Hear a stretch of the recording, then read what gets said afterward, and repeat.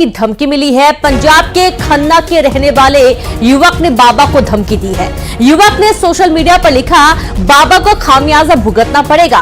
बाबा ने पंजाब में माहौल खराब करने की कोशिश की है।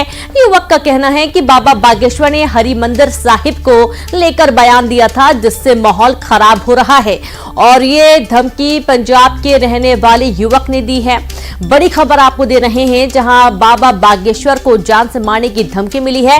पंजाब के खन्ना के रहने वाले युवक ने बाबा को धमकी दी है। युवक ने सोशल मीडिया पर लिखा, बाबा को खामियाजा भुगतना पड़ेगा। बाबा ने पंजाब में माहौल खराब करने की कोशिश की है। युवक का कहना है कि बाबा बागेश्वर ने हरि मंदिर साहिब को लेकर बयान दिया था, जिससे माहौल खराब हो रहा है।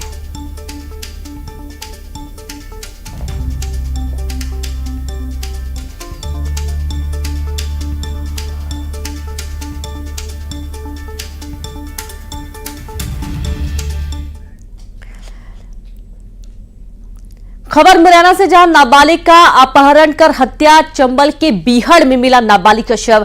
आरोपी ने बीती 27 तारीख को किया था अपहरण कर नाबालिग का वीडियो किया था पोस्ट। बाइक से ले जाने का वीडियो पोस्ट किया गया था। अफीम खान पर है नाबालिग की हत्या का आरोप, जहां मामला दर्ज कर जांच में जुटी है सिविल लाइन थाना पुलिस। बड़ी खबर आपको दे रहे हैं मुरैना से, जहां पर नाबालिग का अपहरण कर हत्या का मामला सामने आ रहा है। चंबल के बीहड़ में मिला है नाबालिग का शव और आरोपी ने बीती 27 तारीख को अपहरण किया था और अपहरण कर नाबालिग का वीडियो भी पोस्ट किया था। बाइक से ले जाने का वीडियो पोस्ट किया गया था। अफीम खान है जिसके ऊपर नाबालिग की हत्या का आरोप लगा है। जो आरोपी है उसका नाम है अफीम खान और पुलिस पूरे मामले की जांच में जुट गई है। मामला दर्ज कर लिया गया है। बाइक से नाबालिग को ले जाने के दौरान का एक वीडियो सामने आया था और देखिए परिजन काफी परेशान है और अब जंगल से, चंबल की बीहड़ों से जो नाबालिग है उसका शव बरामद किया गया है। 27 तारीख से लापता थी नाबालिग और अब शव मिलने के बाद से पुलिस पूरे मामले की तफ्तीश में जुट गई है। चलो जे पकड़ो ना यार, सीधा हटो। सीएम डॉक्टर मोहन यादव से आज नव नियुक्त डीजीपी कैलाश मकवाना ने मुलाकात की। समत्व भवन में मुख्यमंत्री डॉक्टर मोहन यादव ने नव नियुक्त डीजीपी से मुलाकात हुई है। मकवाना ने पुलिस विभाग में आमूलचूल परिवर्तन कर उसे और भी प्रोफेशनल बनाने का दावा किया है और इसके अलावा सिंहस्थ 2028 को लेकर 1 साल तक पुलिस विभाग के कर्मचारियों और अधिकारियों को प्रशिक्षण देने की भी तैयारी देने की बात कही गई है। बता दें कि मुख्यमंत्री डॉक्टर मोहन यादव के पास गृह विभाग का भी चार्ज है और ऐसे में डीजीपी कैलाश मकवाना उनसे मिलने पहुंचे। पुलिस मुखिया ने मध्य प्रदेश में आने वाले समय में चलाए जाने वाले अभियानों को लेकर सीएम यादव को भी जानकारी दी है। साथ ही उन्होंने पुलिस विभाग के प्रमुख का दायित्व सौंपे जाने पर मुख्यमंत्री का आभार भी जताया है।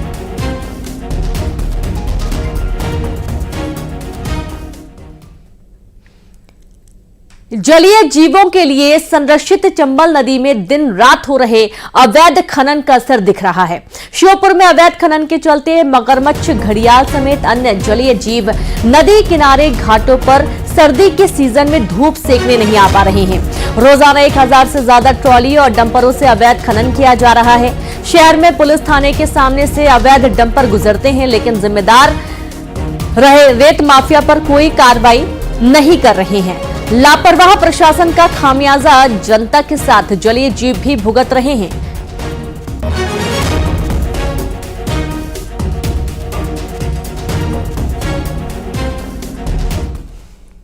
रायपुर में नशे के खिलाफ बड़ा एक्शन हुआ है। औषधि विभाग और पुलिस के करीब 50 अफसरों की टीम ने छापा मारा। रायपुर के 30 मेडिकल स्टोर्स में टीम ने छापा मारा है। 4 मेडिकल स्टोर्स में नशे की दवाइयां जब्त की गई हैं। चारों मेडिकल स्टोर्स के खिलाफ कानूनी कार्रवाई की जा रही है। बड़ी खबर रायपुर से, जहां नशे के खिलाफ बड़ा एक्शन हुआ है। औषधि विभाग और पुलिस के करीब 50 अफसरों की टीम ने छापा मारा।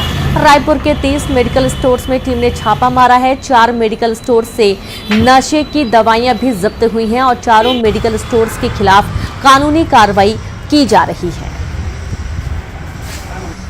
तो देखिए रायपुर का ये पूरा मामला, जहां पर 50 अफसरों की टीम लगातार छापामार कार्रवाई कर रही है और ये एक्सक्लूसिव तस्वीरें आपको दिखा रहे हैं, जहां पर 30 मेडिकल स्टोर्स पर छापे पड़े हैं और यहां की दवाइयों की चेकिंग की गई है। इंदौर से खबर है, जहां सरकारी जमीन पर कब्जा मामले में एक्शन लिया गया है। निगम आयुक्त ने व्यापारी पर दिए एफआईआर के निर्देश। जिम्मेदार अधिकारी धीरेन्द्र बायस निलंबित किए गए हैं। सीपीटी सुपरवाइजर की सेवाएं समाप्त के निर्देश दिए गए हैं। सार्वजनिक शौचालय तोड़कर दुकान बनाने का मामला, जहां व्यापारी ने शौचालय तोड़कर दुकान बड़ी की थी और इसके चलते ये पूरा एक्शन हुआ है। खबर इंदौर से है, जहां पर सरकारी जमीन पर कब्जा मामले में एक्शन लिया गया। निगम आयुक्त ने व्यापारी पर दिए एफआईआर के निर्देश। जिम्मेदार अधिकारी धीरेन्द्र बायस निलंबित किए गए हैं। सीपीटी सुपरवाइजर की सेवाएं भी समाप्त की गई हैं। सार्वजनिक शौचालय तोड़कर दुकान बनाने का पूरा मामला है, जहां पर सार्वजनिक शौचालय को तोड़ दिया गया और दुकान को बड़ा कर दिया गया। संवाददाता मिथिलेश गुप्ता जुड़ गए हैं। मिथिलेश, आप सार्वजनिक शौचालय तोड़ा गया, दुकान बड़ा कर दिया गया, क्या किसी की नजर नहीं पड़ी? क्या कोई शिकायत नहीं की गई है और इतनी दुकान बड़ी कर ली गई? देखिए, यही सबसे बड़ा सवाल था कि जब ये सार्वजनिक शौचालय तोड़ा जा रहा था, तोड़ के एक दुकान बड़ी, पास वाली जो दुकान है वो बड़ी बन जाती है। उस जोन के जो भवन निरीक्षक हैं, जो सीपीटी हैं, इनकी सबसे बड़ी जिम्मेदारी थी। और आखिर ये इतनी बड़ी चूक कैसे हुई? इसलिए नगर निगम ने बड़ी कार्रवाई करते हुए जो वहां के भवन अधिकारी हैं उन्हें निलंबित कर दिया और सीपीटी की सेवाएं समाप्त करने के निर्देश भी दे दिए। और इसके साथ ही जिसने सार्वजनिक शौचालयों को तोड़ा था उसके खिलाफ एफआईआर कराने के लिए नगर निगम कमिश्नर ने निर्देश दे दिए। हेमंत चौरसिया जो है, जिनकी दुकान है सोम प्रोजेक्ट के, उन्होंने सार्वजनिक शौचालय का एक हिस्सा, बड़ा हिस्सा तोड़कर अपनी दुकान में मिला लिया। और सिर्फ तोड़ा ही नहीं, बकायदा उसके बाहर एक शटर भी लगा लिया। आसपास के लोगों ने कई बार इसकी शिकायत की थी, लेकिन भवन अधिकारी नजरअंदाज कर रहे थे। यानी भवन अधिकारी को सब कुछ पता था, मिली भगत थी और शायद खेल मोटे पैसे का रहा होगा, इसलिए वो चुपचाप ये सब कुछ देख रहे थे और शायद कार्रवाई भी नहीं की। इसलिए सख्त लहजे में कमिश्नर ने कहा कि ये बर्दाश्त बिल्कुल नहीं होगा और भरपाई भी कराई। बिल्कुल, शुक्रिया आपका मिथिलेश तमाम जानकारी के लिए।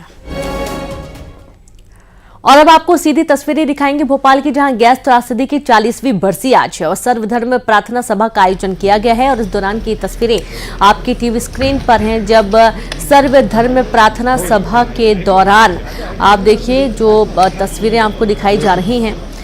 दरअसल दुखद ये पूरा दिन, और जो जिनकी मृत्यु हुई है इस गैस त्रासदी में 40वीं बरसी मनाई जा रही है, उनको श्रद्धांजलि अर्पित की जा रही है। और साथ ही आज भोपाल समेत आसपास के जो लोग इससे प्रभावित हुए थे, जिन परिवारजनों के जो सदस्य आज भी उसका दंश झेल रहे हैं, वो सभी मिलकर सर्वधर्म प्रार्थना सभा का आयोजन करते हैं। और इस दौरान जो मृतक हैं उन्हें श्रद्धांजलि अर्पित की जाती है। गैस त्रासदी जिसे भूल पाना भी किसी के लिए मुश्किल है, क्योंकि ये एक ऐसी रात थी जब लोगों को समझ में भी नहीं आ रहा था कि आखिरकार उनके साथ हो क्या रहा है। और सबसे दुखद पहलू ये है कि उस दौरान जो लोग इसकी चपेट में आए थे और जो बच गए थे वो, और या फिर उनकी जो पीढ़ियां रही हैं, वो भी अभी मौजूदा हालात में भी गैस त्रासदी का जो दंश है वो झेल रही हैं, परेशानी झेल रही हैं। और देखिए जो श्रद्धांजलि सभा है, इस दौरान कई बड़े चेहरे आपको नजर आ रहे हैं जब सभी एकत्रित हुए और मृतकों के लिए श्रद्धांजलि अर्पित इस दौरान की गई।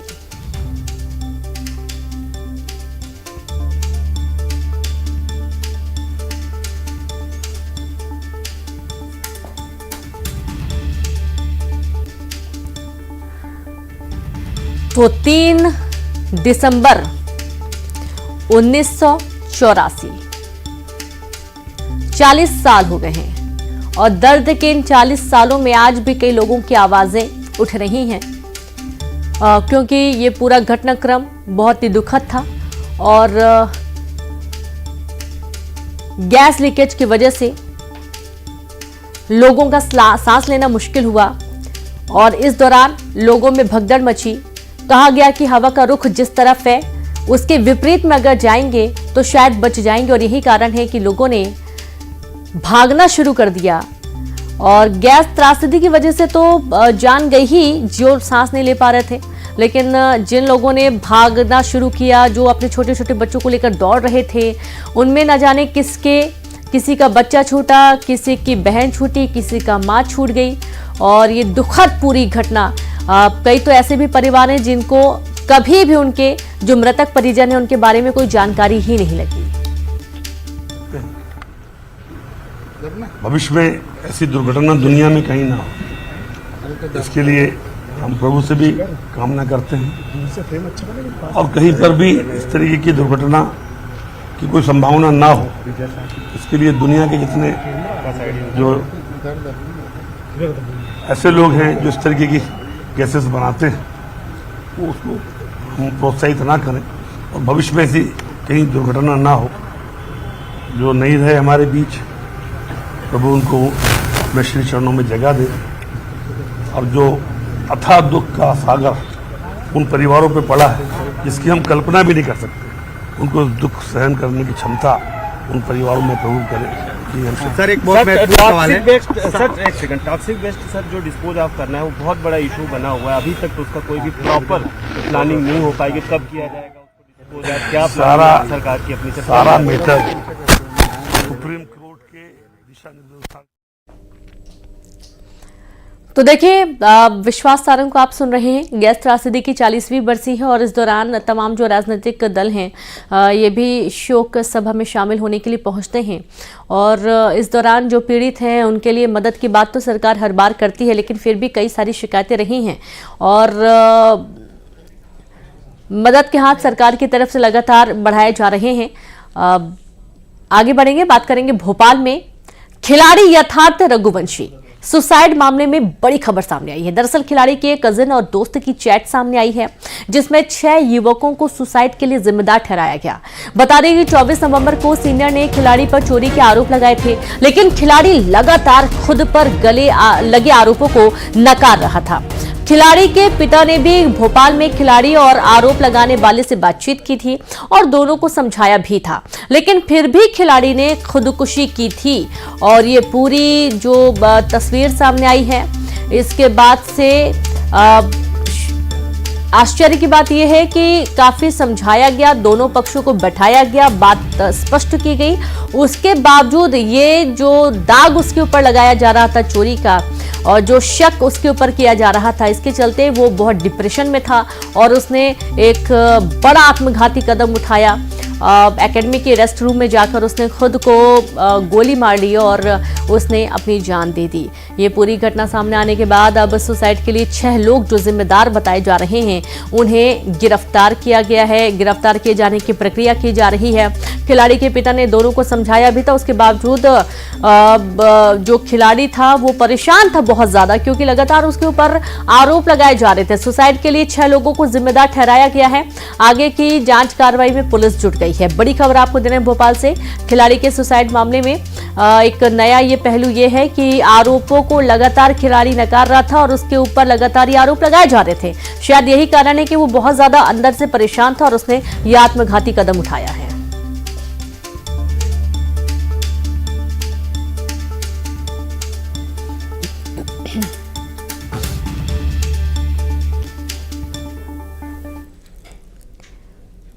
साइबर ठगों की करतूत जारी है। ग्वालियर में अब एक डॉक्टर इनका शिकार बना है। डॉक्टर मुकेश शुक्ला को डिजिटल अरेस्ट कर 21 लाख की ठगी हुई है। ठगों ने डॉक्टर और उनकी पत्नी को 30 घंटे डिजिटल अरेस्ट करके रखा।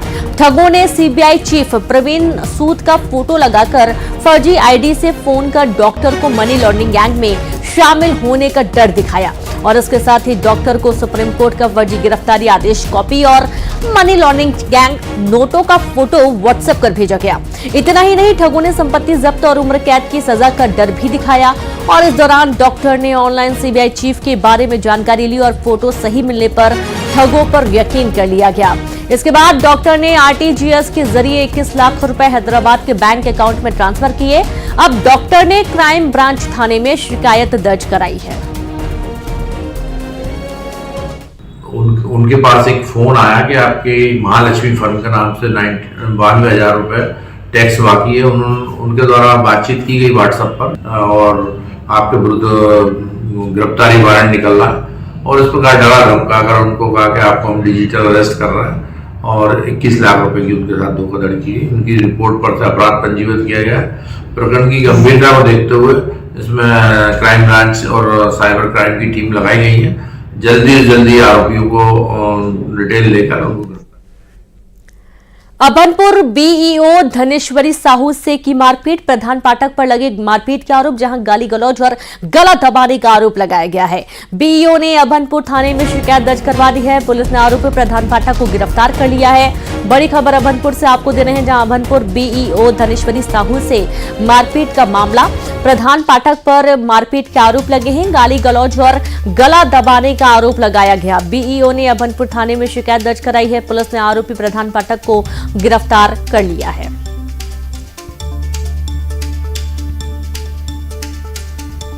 तो देखिए किस तरीके से मारपीट की जा रही है और ये एक्सक्लूसिव तस्वीर आपकी टीवी स्क्रीन पर है। इसका एक सीसीटीवी वीडियो सामने आया है। अभनपुर का ये पूरा घटनाक्रम है। प्रधान पाठक पर मारपीट के आरोप लगे हैं और न सिर्फ आरोप लगे बल्कि पूरे सबूतों के साथ ये पूरी घटना निकलकर सामने आई है, जहां पर आरोपी प्रधान पाठक मारपीट करता हुआ बीईओ के साथ मारपीट करता हुआ नजर आ रहा है। अभनपुर बीईओ धनेश्वरी साहू से मारपीट की पूरी तस्वीर सामने आई है। प्रधान पाठक पर मारपीट के आरोप लगे हैं, इसका वीडियो सामने आया है। गाली गलौज की गई, गला दबाने की कोशिश की गई। बीईओ ने अभनपुर थाने में शिकायत दर्ज करवा दी है। पुलिस ने आरोपी प्रधान पाठक को गिरफ्तार कर लिया है।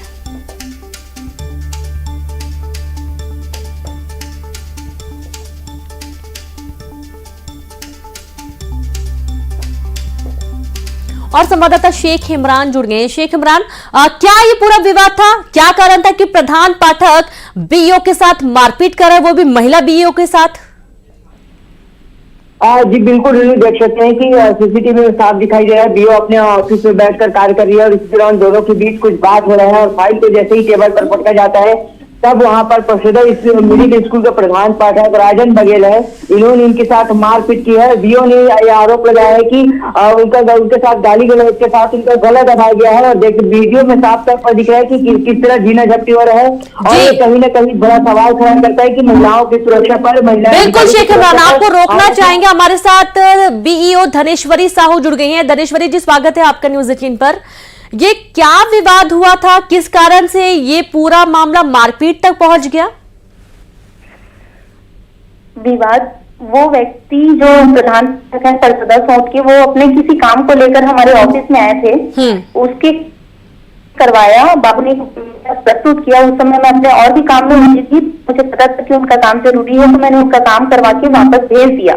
पर उसके बाद वो व्यक्ति मेरे बाबू से अपना दस्तावेज छीन कर वापस मेरे पास आए और मुझे दबाव बनाने लगे कि मेरा काम मेरे हिसाब से होना चाहिए और इस काम को इस तरीके से कीजिए। तो मैंने कहा जो काम है वो नियमता करेंगे और नियम में हो चुका है, तो जो भी बातें हैं वो आप बाबू से डिस्कस कर लीजिए, ऐसा कुछ नहीं है। आप ये जो काम है वो उसने बहुत अच्छे से किया था, तो नियम पूर्वक उसका काम हो चुका था। तो वो चाह रहे थे कि वो अपने तरीके से उस काम को करवाएं, यानी कि अपनी मनमानी चलाने की कोशिश, अपनी मनमानी करने की कोशिश कर रहे थे। और जब मना किया गया, नियमों को फॉलो करने की बात कही गई, तो उसके बाद ये गुस्सा भड़का उनका। दूसरा काम चल रहा था, उस पर भी बाधा डालने की कोशिश की।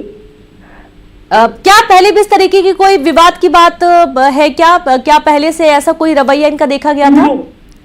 नहीं, ऐसा कोई रवैया पहले नहीं देखा गया था। हाँ, हम जानते थे कि वो प्रधान पाठक बहुत थोड़ा निगेटिव अप्रोच वाले हैं। कभी भी शासन के किसी भी दिशा निर्देश को बैठक के माध्यम से प्रधान पाठकों को बोला जाता था, तो वो हमेशा आर्ग्यूमेंट करते थे, हमेशा वाद विवाद करते थे। अच्छा। पर वाद विवाद एक मुद्दे पे आकर क्लोज हो जाता था। हम उनको बता देते थे कि शासन की तरफ से इस प्रकार से आदेश हुआ है, आप सभी को करना है इस प्रकार से। पर ऐसा कभी कोई विवाद नहीं हुआ। इस पूरी घटना के सामने आने के बाद आप क्या एक्शन ले रही हैं इनके खिलाफ? किस तरीके की शिकायत या पुलिस केस कुछ? मैंने एफआईआर करवाया है, अपने उच्च अधिकारियों से पूछकर मैंने तत्काल जाकर एफआईआर करवाया है। मेडिकल भी हो चुका है मेरा और मैंने अपने सभी विभाग प्रमुख एवं उच्च अधिकारियों को जो है उक्त घटना के बारे में जानकारी दे दी है। जी, अब जानकारी है कि इनका रवैया हमेशा सबके साथ इसी तरीके का रहता है, सख्त रहता है और महिला जो अधिकारी है उनके साथ अगर मारपीट वो कर देते हैं, वो भी सीसीटीवी कैमरे लगे हुए, हम तस्वीरें देख पा रहे हैं। तो क्या इनके अपने ऑफिस प्रीमाइसेस में इसी तरीके की ये हमेशा कोशिश करते हैं लोगों को डराने की, धमकाने की, जैसा कि दबाव आपके ऊपर भी बनाया जा रहा था? ये दबाव बनाने की पहले भी मेरे ऊपर बहुत सारे मैटर में कोशिश कर चुके थे, पर इस तरीके की जो मारपीट है और वाद विवाद है, गाली गलौज तक नहीं उतरे थे, ना ही कोई मारपीट वाली हरकत हुई। जो भी हुआ वो वाद विवाद तक ही सीमित रहा है। जी, क्या पहले भी ऐसे कोई झगड़े हुए हैं इनके यहाँ पर? नहीं, मेरे पास नहीं है और मेरी जानकारी में भी नहीं है कि इन्होंने अपने स्कूल या विद्यालय प्रांगण में इस प्रकार का कोई हरकत किया हो।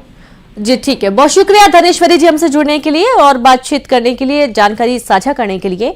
तो जो प्रधान पाठक हैं पहले भी इस तरीके से वो लगातार दमगई दिखाने की कोशिश करते हैं। जैसा कि आपने पीड़िता को सुना, उनका कहना है कि वो पहले भी इस तरीके से डरा धमकाकर अपना मनमाना काम करवाने की कोशिश करते हैं और यही कारण है कि ये पूरा विवाद बढ़ा और मारपीट तक उतर गए। आगे बढ़ेंगे, बात करेंगे अगली खबर की। ग्वालियर से खबर है जहां पर बारात में दूल्हे पर फायरिंग का मामला सामने आ रहा है और इस दौरान बाइक सवार बदमाशों ने दूल्हे पर फायरिंग कर दिया। दूल्हे ने समय रहते झुककर अपनी जान बचा ली। फायरिंग की घटना सीसीटीवी में कैद हो गई है। बग्गी पर बैठकर बारात लेकर जा रहा था दूल्हा और इसी दौरान दो बाइक सवार आते हैं, फायरिंग कर देते हैं। वो तो गनीमत है कि जो बारात के दौरान जो दूल्हा था वो बहुत ज्यादा अलर्ट था और वो तुरंत झुक गया, बच गया। मंडी नाग मंदिर के पास की घटना है। डबरा के अंकित नाम के युवक पर हमले का शक जताया गया है। दुल्हन पक्ष के लोगों का अंकित से झगड़ा हुआ था।